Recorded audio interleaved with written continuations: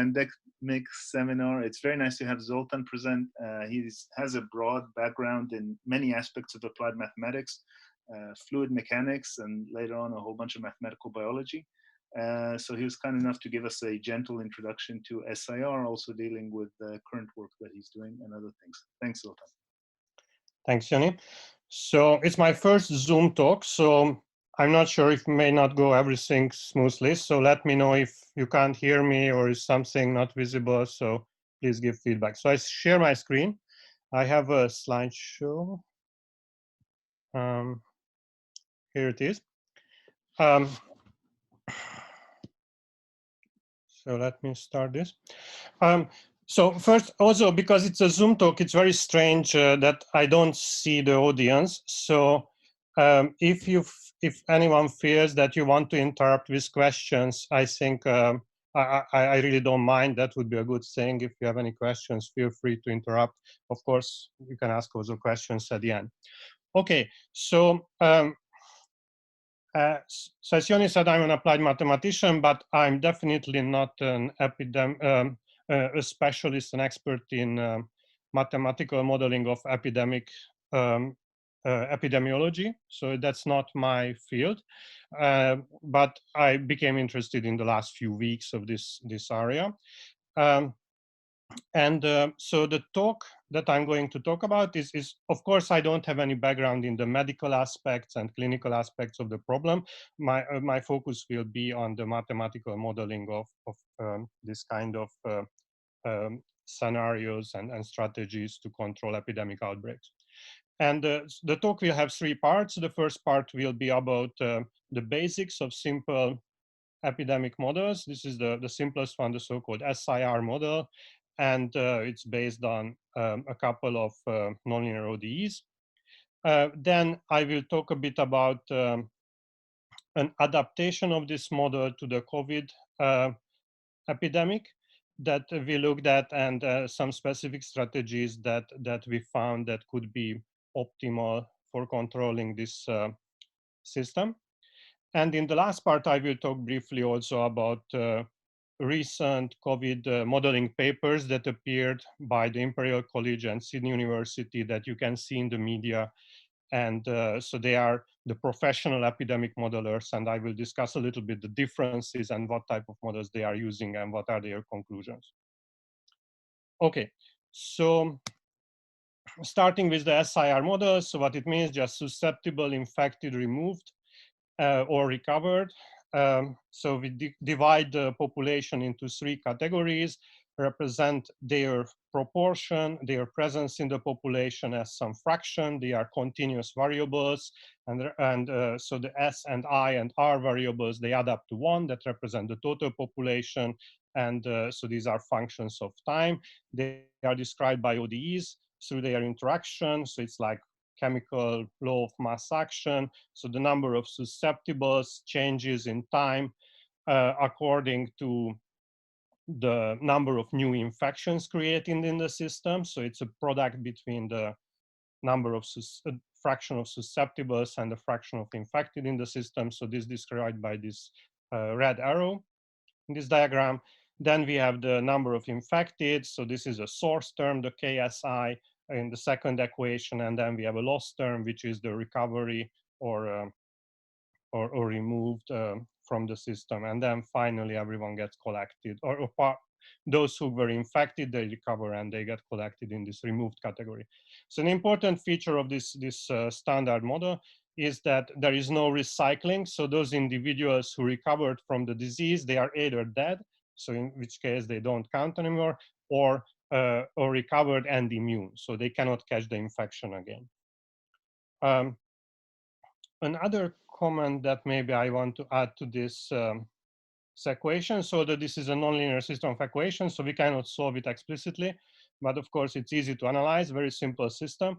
But actually, if we think of the current COVID epidemic, this susceptible fraction is very close to 1 in all the countries, even in Italy or the US or Spain. So at least the known infected fraction, it's a negligible proportion of the total population. So in that sense, still this system is in the linear regime. This is just an an article about Pete Doherty saying that that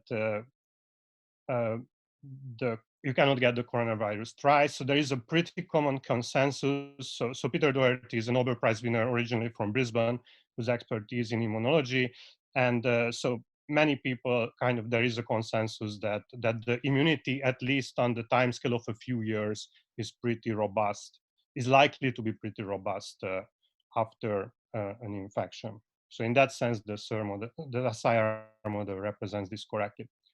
So the key parameter that determines the behavior of this model is there is a single non-dimensional parameter in this problem, this R0, or the, not sure what is the name, it has some reproduction ratio of the disease, is the ratio of this K and gamma. So K is the constant in front of this term that describes the formation of new infections. So the parameter K describes, it's a composite parameter, describes how easily the infection is transmitted from one person to the other. So there is a bit of biology in it, but also describes social behavior, how much mixing is in the population. So that's the parameter K, and both are time scales. And so gamma describes the recovery, so the inverse duration of the disease or the infectious period in the disease. And the behavior of the system depends on the ratio of these two timescales. So one describes how easily is the disease is transmitted from a person to another, and the other one, how long time an infected person has to transmit the disease before it recovers. And so what this number, this R0 describes, is the number of secondary infections created by a single infected person in a fully susceptible population. So when S is close to 1. And depending on this R0, there are two main types of behaviors. When R0 is less than 1, then if there is an initial small number of infections, then clearly the infection cannot reproduce and dies out exponentially, monotonously, and there is no epidemic outbreak. On the other hand, when R0 is larger than 1, then there is an epidemic outbreak. And depending on the magnitude of R0, this epidemic outbreak can be larger or smaller. So we can see, so these are simple numerical simulations of this model for 3 different values of R0. So when 2.4 would be kind of a reference value for COVID if there are without taking any measures against it. And then, so what it shows that the dashed line shows that the proportion of infected individuals goes up to even at maximum, at peak value around 20% of the total population, and then it dies out, while the susceptible fraction drops from 1 initially to around 80%. So it's more than 80% of the population is infected before the epidemic dies out.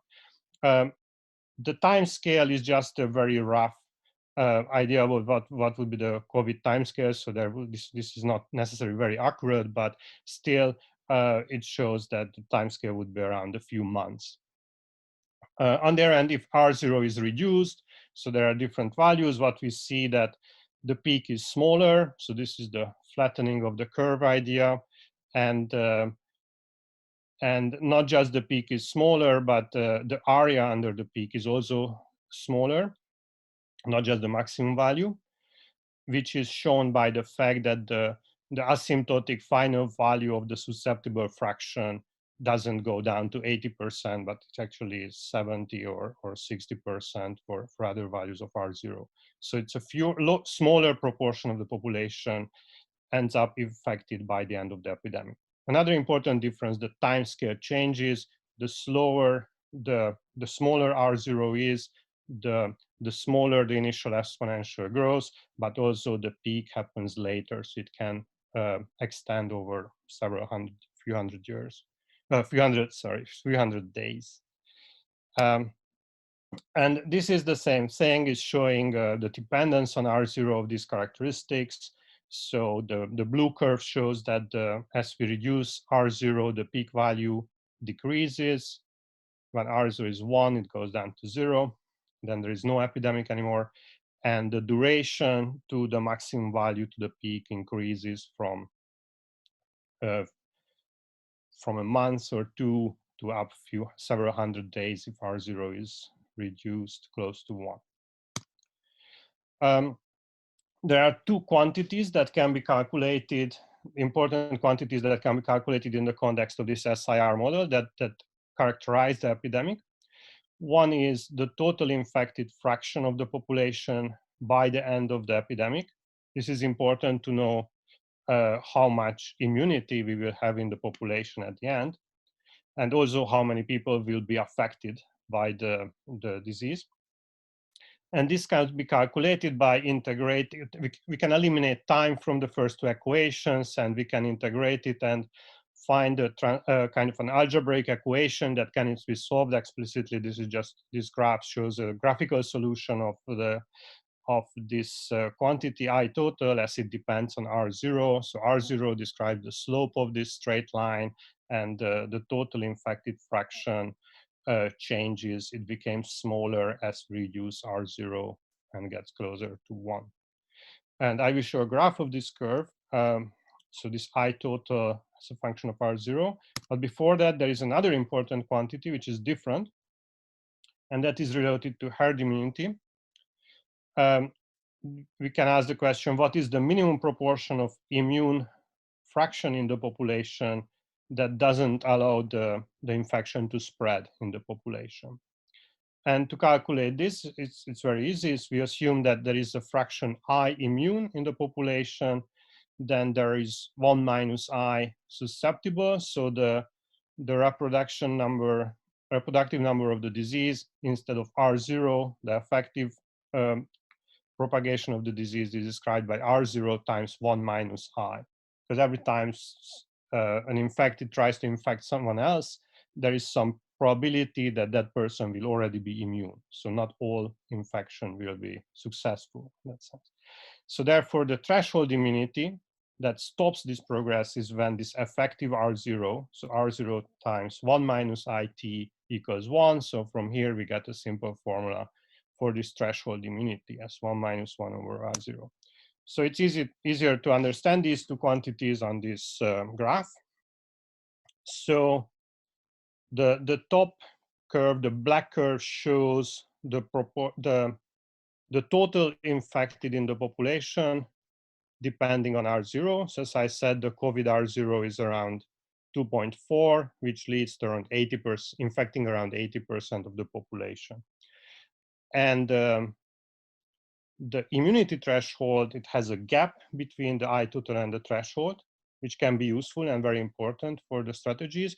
It means that it's sufficient to have around 50–60% of immune in the population in order to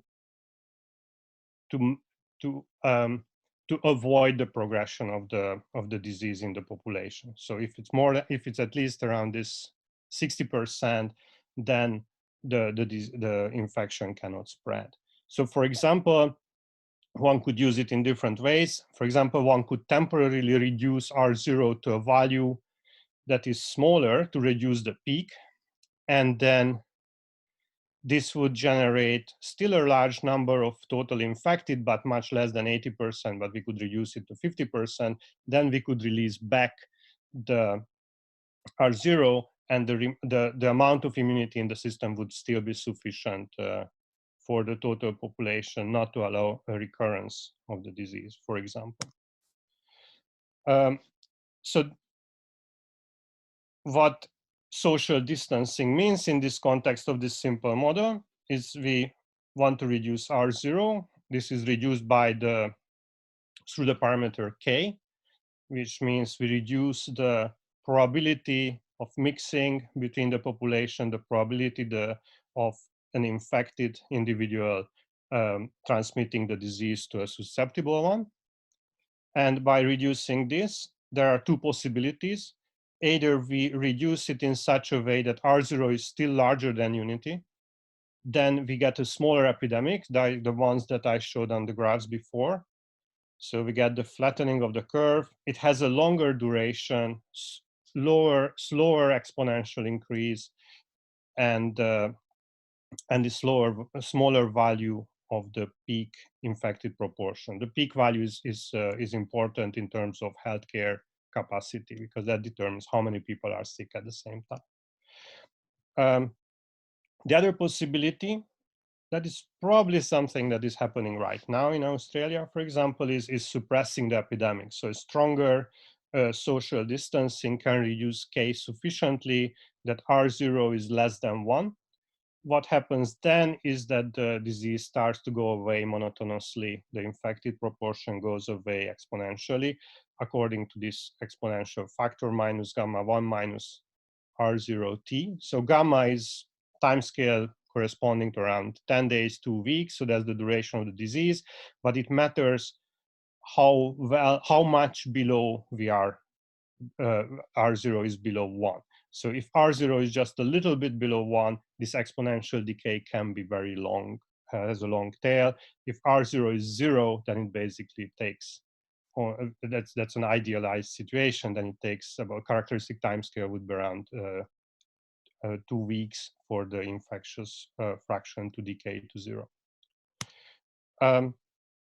In both cases, at the end of the epidemic, so if there is a strong, much smaller epidemic than or the epidemic is suppressed, the whole population, the large proportion of the population was not infected, not exposed to the disease, and there is no immunity. So there is, once the distancing is relaxed, then there is a possibility of recurrence of the epidemic if there is some hidden infection still present in the population, if it didn't go away completely. So there is a possibility of recurrence if there is no vaccination available. Okay, so this is the simple SRI model, sorry.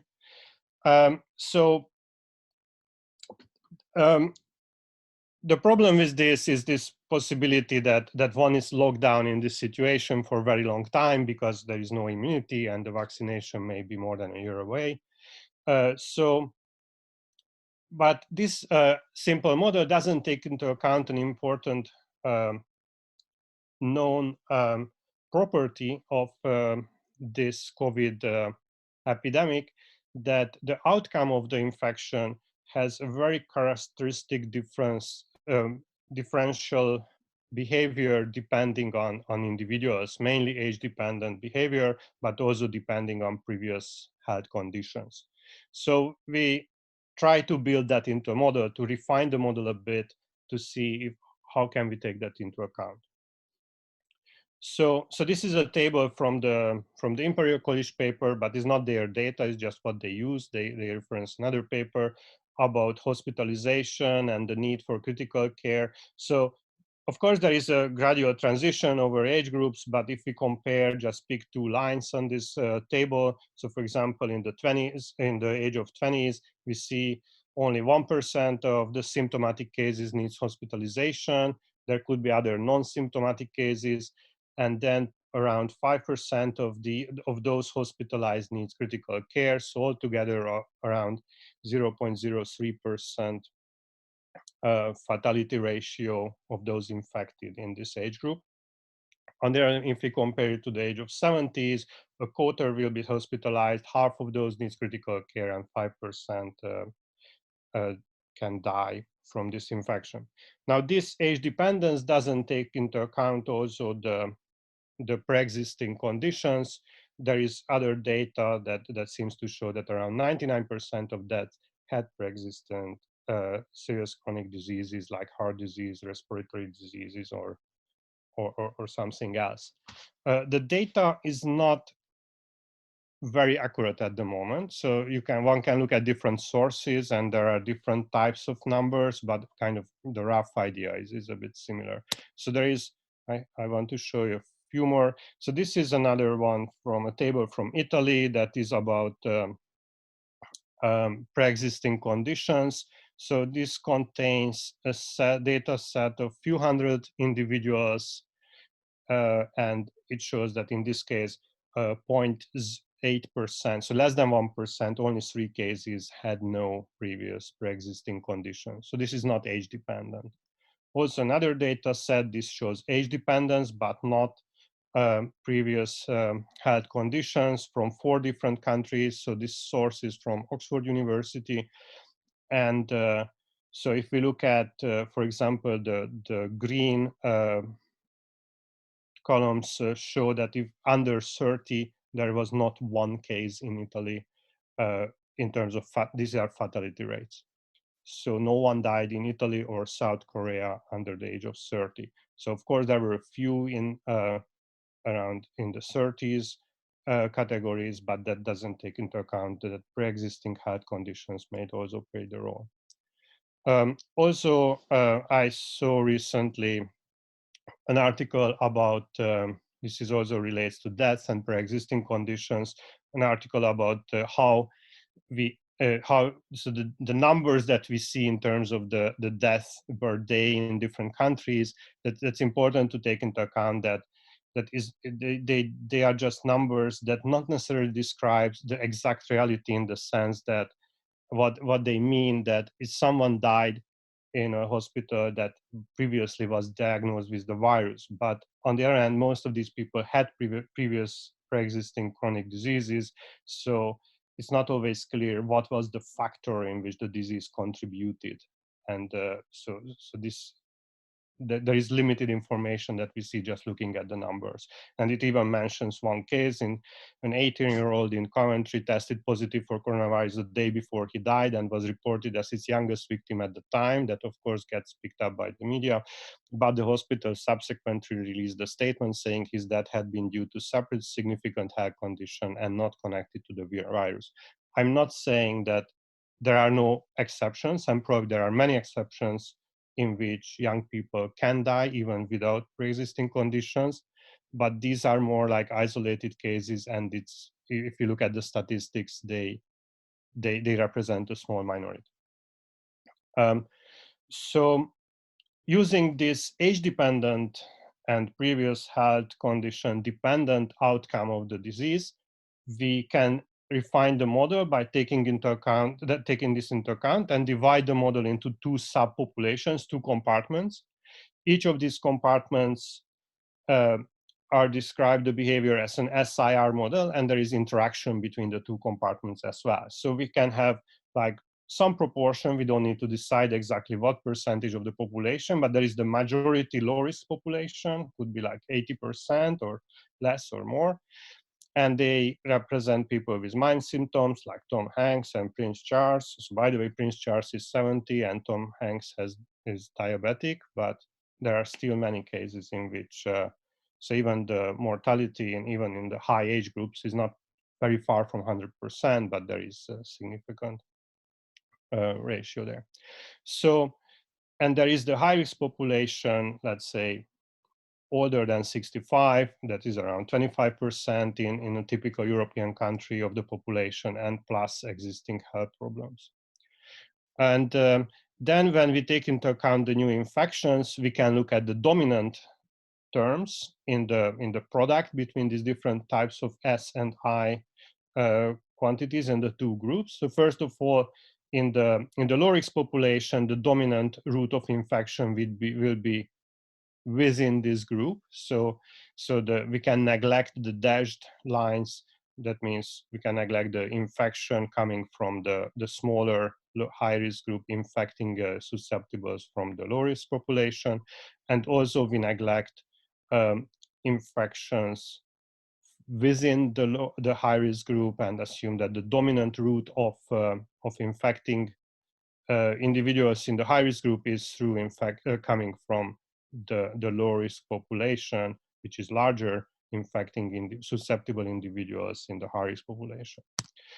So if we write down the equations, so first, the majority population is described by a normal SRI, nothing changed from that respect. So that just behaves according to as described before. And for the high risk group, we can write down the term that describes the new infections as coefficient mu times the fraction of susceptibles in the vulnerable high-risk population times the infected in the majority low-risk population. So because we can solve the first model separately, so this is now just a function IT in this equation. So basically for the high-risk group, we just have a linear equation to solve here that we can just integrate. And the key parameter that appears here, which is something new that we didn't have in the original model, is this mu parameter that describes the mixing between the low risk and the high risk groups in the population. So what we see there that actually the loss of the susceptibles on this vulnerable population, it depends on the prevalence of the infection in the low-risk population, but also on how much mixing is between these two subpopulations, between these groups. We can even integrate it to the end of the epidemic and find that the total loss in the vulnerable group is actually proportional to this quantity. So when mu over gamma, which is a bit like a quantity like R0, but is now related to the mixing between the two subgroups, not within the group. So this quantity determines the impact of the epidemic on the vulnerable population. So the main observation from this modified model is that in addition to controlling the infections through R0 and through the mixing in the overall population, we have another control parameter, this mu, that can also affect significantly the impact of the epidemic on the population. And we can even make this mu t time dependent because we're actually calculating this integral. And if we want to make it, we can make an adaptive control parameter when depending on the prevalence of the infection in the majority population, we can increase or relax the value of mu depending on how much danger is in the background, how much infection is going on. And so this graph shows that kind of the standard distancing measure that changes R0, and the kind of having a targeted isolation policy, isolating the vulnerable subgroup from the rest of the population corresponds to this other arrow. So of course we could use the two measures together by reducing this product, by reducing both numbers, or we can use we can reduce one quantity instead of the other quantity. And of course, because mu is more acting on a subgroup of the population, one could expect that there is less inertia, it's lower cost and easier to implement to develop something that affects only a smaller part of the population instead of controlling the infection in the majority of the population. So this is describe what I mean here is, so because we know that the large majority of the hospitalization and deaths and the healthcare, the pressure on healthcare system as well, depends on the infections happening in the high-risk group.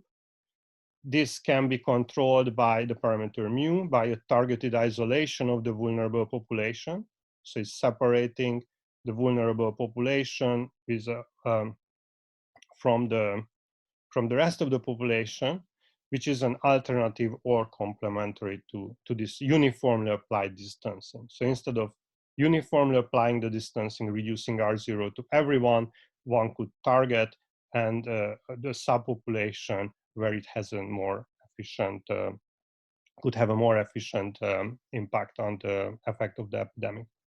So reducing U could be done by some sort of adaptive differentiated lockdown of the high-risk group, and one could use economic measures. It would be much cheaper than closing down the whole economy, the whole society, to just providing them extra resources to make sure that actually all the needs are met. An important factor, for example, maybe not so much in Australia, but to some extent, but in many other countries, is providing separated living space between the different, for the different age groups when the infectiousness is high in the society. So those living in the same home and different generations and having different patterns of movement, there is no way that they wouldn't transmit the disease. And so that's a high probability of transmission for the vulnerable group, and almost surely leads to hospitalizations. So these things could be addressed, and that would be important to address if one would want to reduce this parameter mu significantly. So just a quick question. Yes. If you decrease mu, then your assumption, can you decrease mu to a reasonable amount without the assumption breaking down that you can ignore the dependence on the infected high-risk community? You mean, if you isolated a aged care facility and you let basically no people come in, it would appear like there should be very little risk for them. But if one person accidentally gets infected, then it's going to spread, which won't be. Sorry, I missed the middle part. So can you repeat it? That which assumption breaks down when mu is reduced? You've made an assumption that IV does not impact the the DIV DAT. So the amount of vulnerable infected people does not increase dependent on the number of infected vulnerable people. But when you're talking about this mu, is it going to, there's going to be a threshold where you've got two separate populations that you say are mixing. But then when you're doing mu, you're saying that they're no longer mixing as much. So for example, an aged care facility and everyone else. If you decrease mu, then it's going to look like you'll get a very high protection for the aged care facility because you're not modeling the fact that they can infect each other. What I'm asking is, when does that threshold occur? And is it, does the useful mu that you can set it to, or does the mu that you'd want to set it to occur in a region where that assumption is no longer valid? So are you talking about this dashed arrow that represents infections within the vulnerable population? So like in a aged care facility, there could be infection going on. It still has to come from somewhere. So if there is if mu is reduced, that means that the vulnerable population is more and more isolated from the infection present in the rest of the population. So yeah, but what I'm saying is it might make it look, I guess there's a small probability of a high risk scenario and a very large probability of there being no risk because nobody gets infected. But the small probability where one of them gets infected and then infects everyone else would be significant and wouldn't be properly modeled in this model is what I'm thinking. Yeah, so I would assume that so what I'm thinking here by targeted isolation of the vulnerable population, it doesn't actually mean that they get collected and like they live together and there is a high chance that this population, the infection can start even with small probability and then it spreads within this population, which would be a disaster. What it means that they stay separate in their homes, and that's kind of the typical scenario in Australia.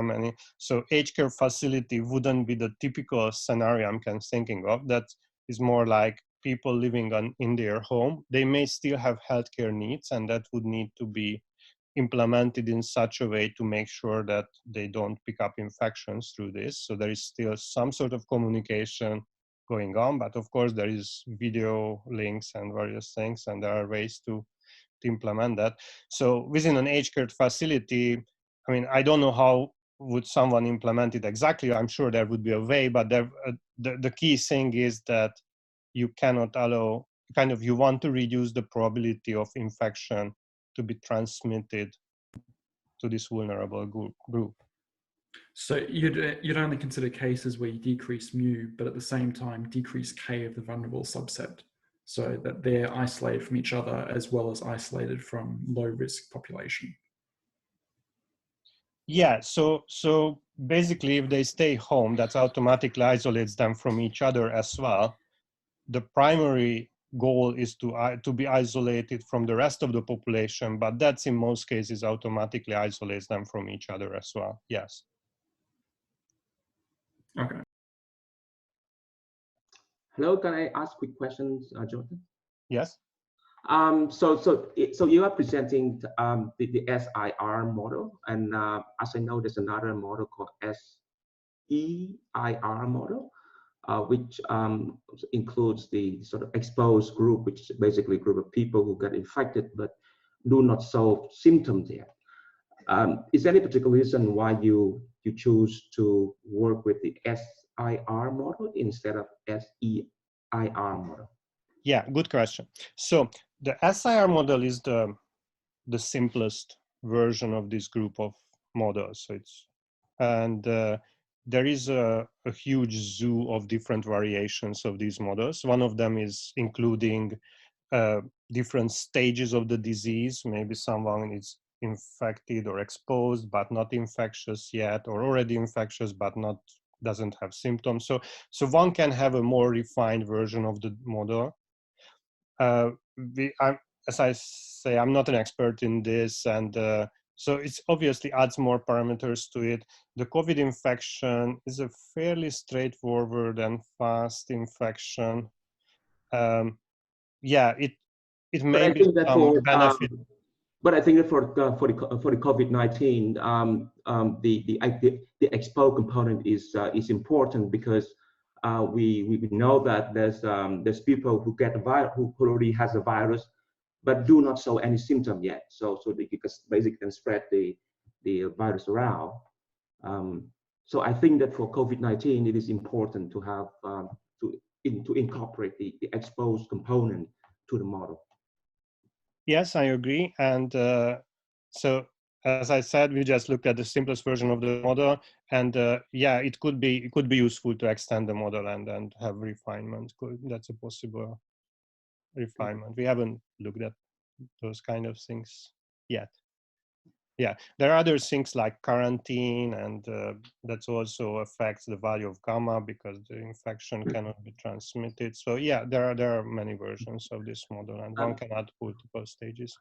Thank you. I have another question, actually. Yes. About the R0, which is, I think, that probably one of the most important parameters in the model that you are proposing. So my understanding is you want to, so if R0 is greater than 1, you want to bring it down to less than 1 by social distancing or quarantine, thing like that, right? Is that Yeah, I mean, okay. Reducing R0 is also useful, even if it stays above 1. That also has an effect. Reducing it below 1 has better effects. Yeah. So for Wuhan, as I know, R0 is somewhere between 2 and 3. Is it right? Like the in one yes, of the yes, but that's well, everywhere is between 2 and 3, around 2.5. Yeah. But that's the value, that's the baseline value of R0 for this disease in a typical city. Yeah. If there are no measures, so that's before social isolation, before any. So that's just the initial value of R0. So my question is, how sensitive are the solutions to this R0? I have a graph, very sensitive. So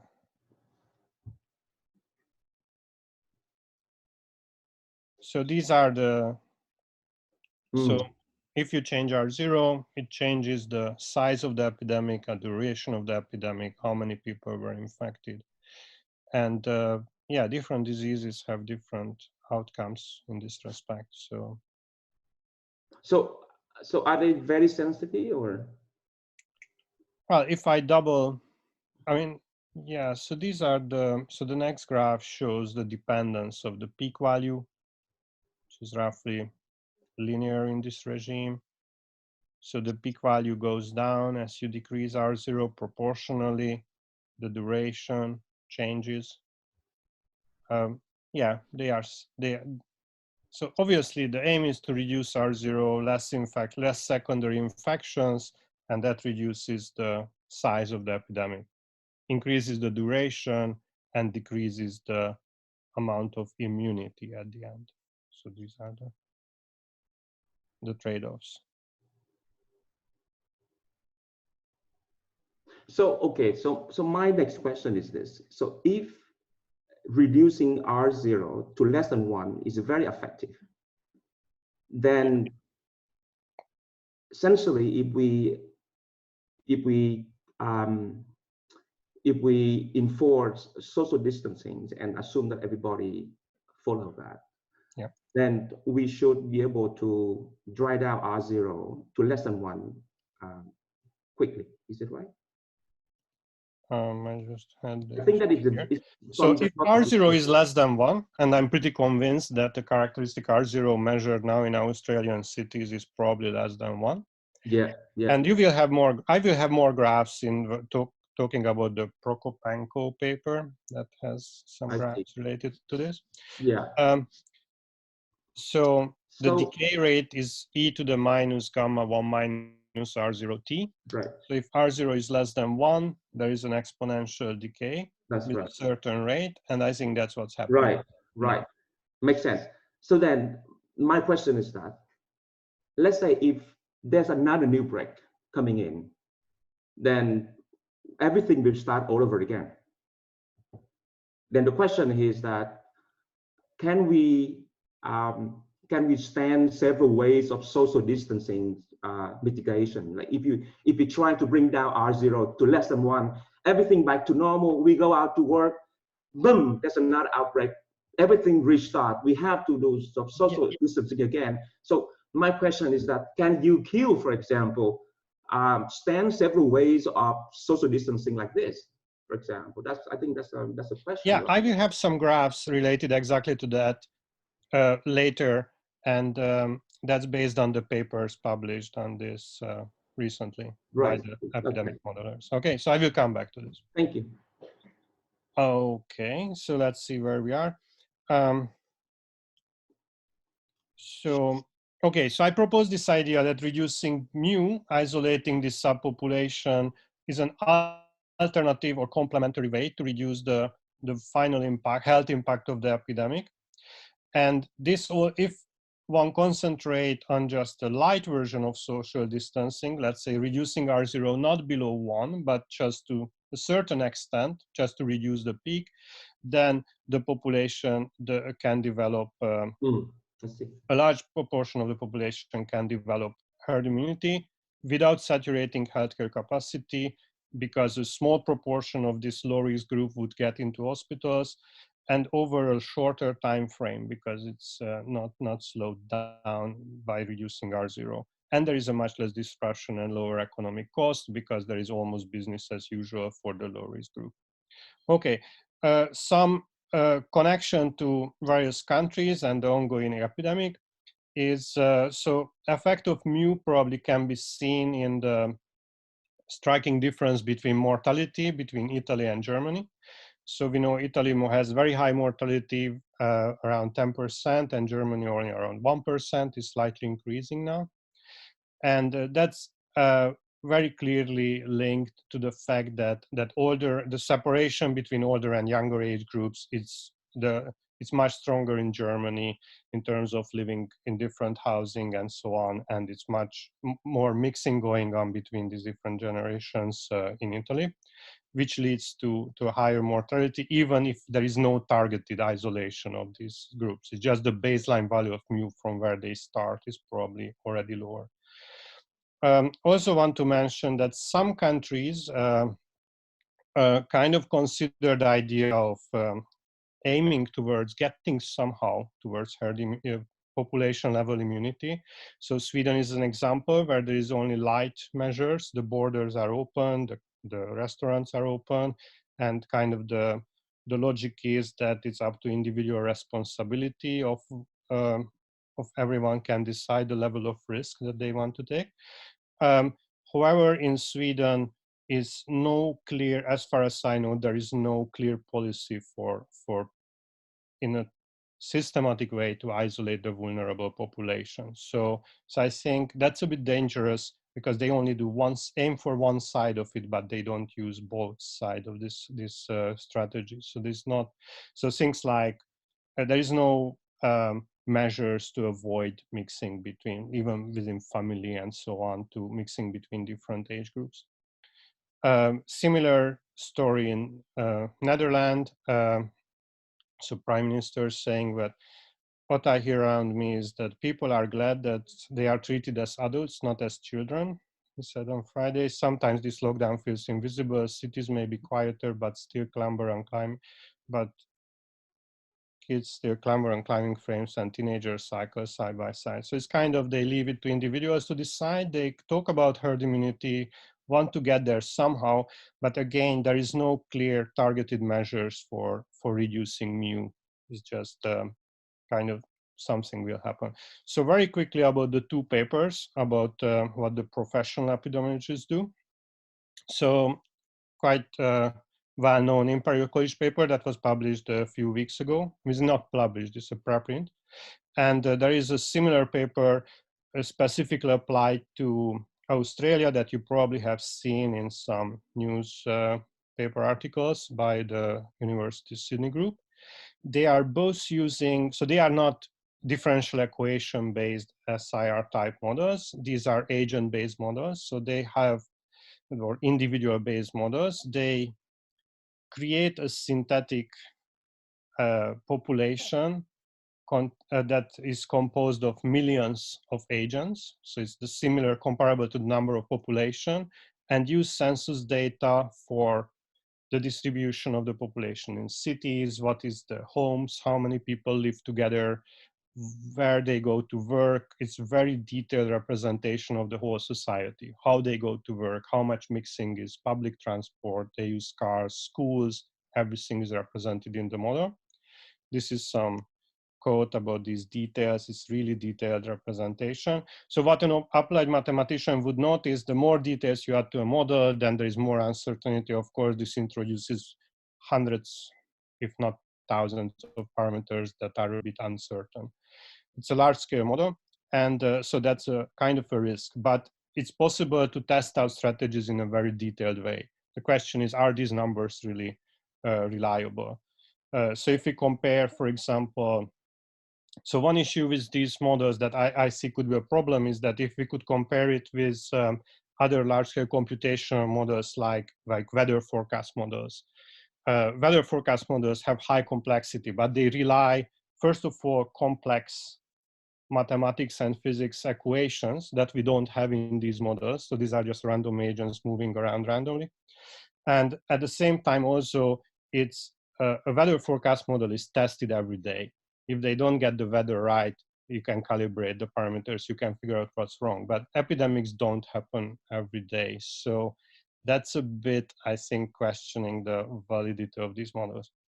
Okay, so in the Imperial College paper, so they tested out pretty different types of scenarios and different measures.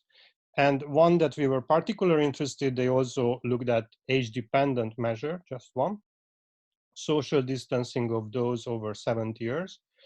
And the assumptions they made here, reduce contacts by 50% in workplaces for over 70 years. It's not clear. If you use some sort of serious isolation, they shouldn't be at workplaces, not half of them still at work over 70. Increase household contacts by 25%. So that's assuming that, okay, they spend less time at work, so they are a bit more at home.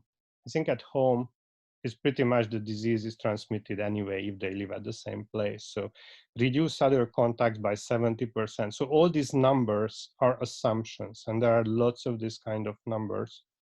And I think this adds a bit to the uncertainty of the prediction. So what are the predictions? So this is the first step. So assuming that there is only light isolation, a range of different measures, black curve is do nothing, then you get the 80% of the population is infected. At the peak is probably 20% or something or less. which is the same as the SIR model. You can see that the curves look the same. The red line, so this is for UK.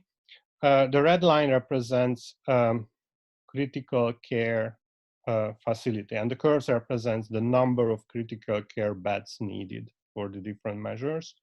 So, and what it shows that is, for all these measures, is way beyond the capacity. UK capacity seems a bit lower than the typical capacity in most Western countries. So Australia would have a significantly higher red line, but still the curves are way above, and the epidemic dies out around in August. So this is probably the curve that made UK change their mind and not to go for herd immunity, but it based on some sort of assumptions that assume very light measures. And then assuming a very strong distancing, so basically the lockdown that is happening now, then we have, so there are two curves. One is this orange curve, which has a long flat peak that extends to September, is still above the red line. So this would be a reduced R0, but still larger than 1. And really the aim is for the full isolation is the green curve that you can barely see. So this is when, after introducing the measures, the curve actually decays exponentially. So the R0 is less than 1, so it's a full lockdown, and then it doesn't go over the capacity of the intensive care bed. The interesting thing, what happens after, so they assume, what if we finish in September and we stop the lockdown, and the green curve that went down almost to 0, this was the very strong isolation distancing, it actually goes back and generates an epidemic at Christmas time that is almost the same, actually is the same time as the original epidemic was without any measures, which is a bit surprising. So although there was an exponential decay, it didn't completely go away somehow, and it comes back. And in the other case, when R0 was a bit weaker distancing, still strong, is extended peak, and in January still a huge peak. It's just half of it, but it's still far above the red line. So, so that's kind of the idea of, so kind of what it shows that is not much to do. You have to keep on going with it. They also had a graph showing that you can periodically relax, then close it back in an adaptive way, but it's still, they don't actually consider the case when this infection goes away completely to 0. I think in Australia, it actually might go to 0, but in countries that are where the infection is present in large numbers, like in Western Europe, it's a bit difficult even with these exponentially decaying curves. And this is the corresponding curve from the Sydney University. It's a very similar model, but apply this to the Australian census data. So this is actually from a newspaper article, this graph. So they didn't use age-dependent measures. So what they used, only this uniform distancing applied to everyone, but assuming different compliance levels. And so I don't know, this number is a bit fuzzy, of course, what 7% compliance exactly means, but what they see, if the compliance is weaker, we have this red curve, the exponential increase is smaller, but still increase. So this clearly corresponds to a situation when R0 is lower, but is still larger than 1. It generates a peak sometimes, and it's a longer but smaller epidemic. On the other hand, if there is this 80 or 90% compliance, then clearly we have an exponential decay after a short delay period. And this is what we see probably. And so in this case, there is the number of infected goes down.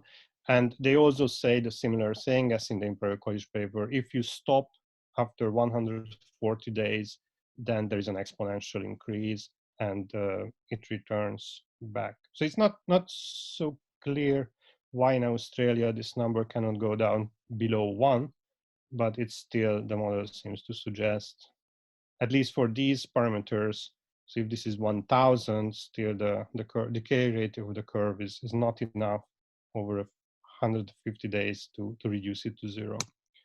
And I think that's my graph about the current case in Queensland. That does look like a peak and a decrease, hopefully, which is consistent to having R0 less than 1 and is decreasing. And this is finally, I just wanted to mention an article that I saw in the last days about Tony Blakely, which is discussing strategies and options that we have. So it's a newspaper article, but actually it's written by a professor at University of Melbourne who is an epidemiologist and public health specialist. And obviously he discussed it as the herd immunity as a realistic and the isolation as a realistic option. The only other alternative is basically a full lockdown continuing for a long time, or hoping for the disease to go away before that. Okay, so I think that's all. I finished. Sorry, it went a bit long. No, it was perfect, and there were questions. I tried this last time and it didn't work. Can we get in 3, 2, 1 seconds? A few unmuting and clapping hands. 3, 2, 1, and.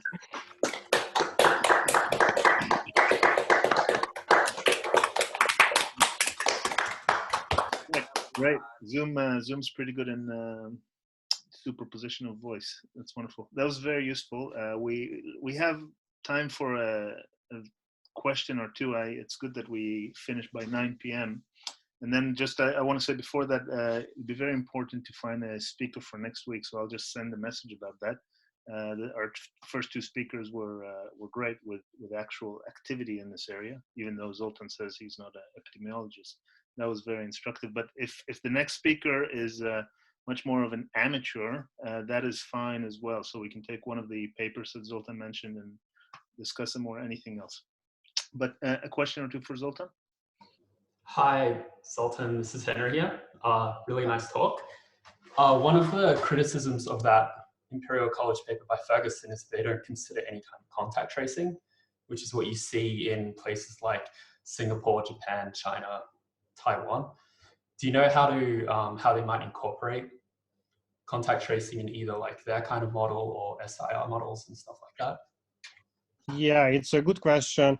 I mean, my first idea about contact tracing would be that contact tracing is really important when the number of infected is small. So when you are when you are close to discrete numbers, because once you have thousands of infections, it's simply there is not enough people to do contact tracing, and it's impossible to trace it. So so it could be important either right at the beginning, and maybe they thought they are already late for that, or at the end. So I think it would be more important. So you had the green curve exponentially decaying on the second graph.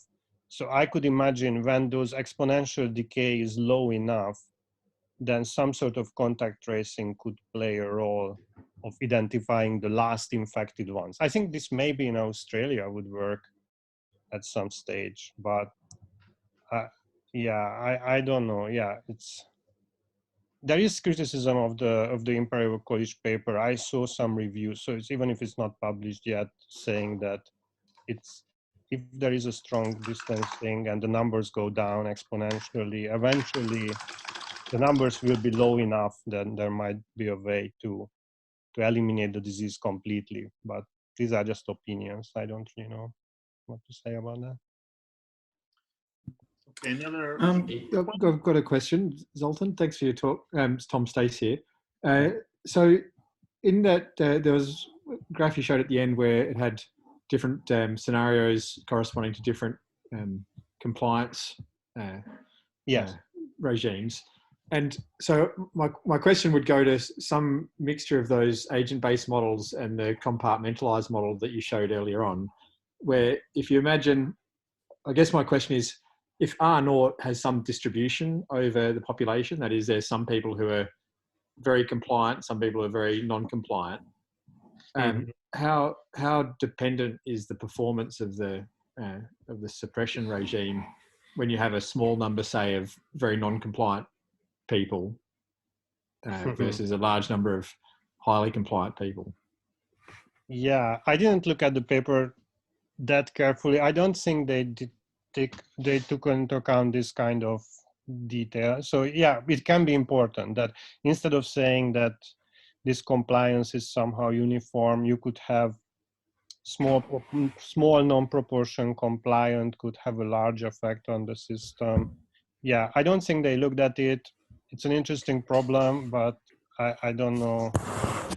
Also, the other thing about R0, so I think, so if you represent the population of Australia, there are different cities, and you could have different or different states that are now locked down, and there are small towns of different sizes. So it's very well possible that the R0 is different in different locations, and then there is delay between these peaks in different locations, but some interaction. So yeah, it's a complex problem, and yeah, I don't know. It's lots of parameters and details one could add to it, and that they can modify the results. Yeah. Okay. Guys, I think just because it's time, let's keep it at the 1 hour time frame, simply to keep kind of everybody together and then depart. And but do use the mailing